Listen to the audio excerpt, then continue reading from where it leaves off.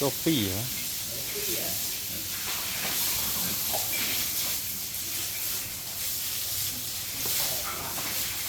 Không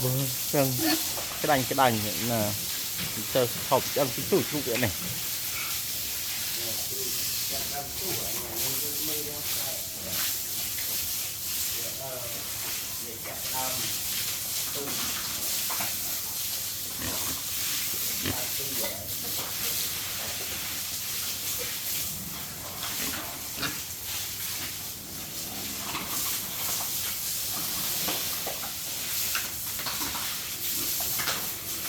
bỏ mê phùm trong tôi chẳng án này vậy này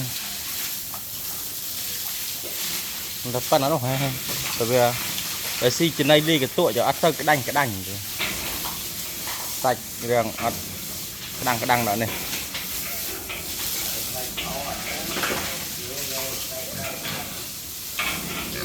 có điện tình đó là chơi những trận này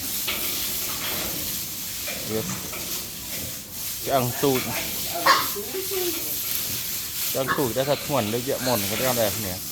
từ từ khi ăn thâm và tinh đây phải rong bụi màu bị rong côn màu rong này ăn dẫn đo đó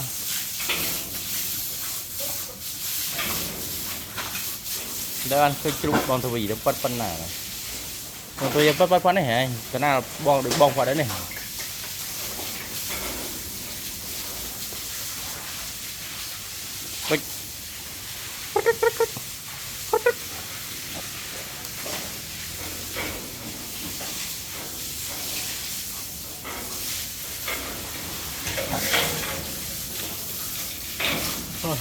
đây là cái thạch này.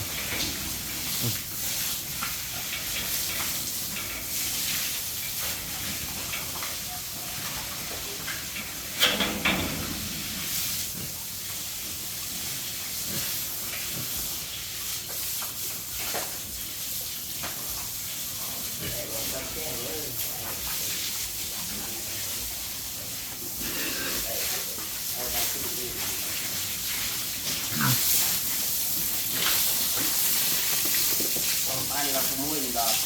nhấp con buồn là con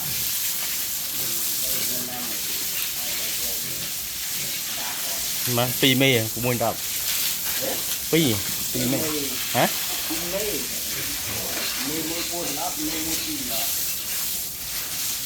nó phây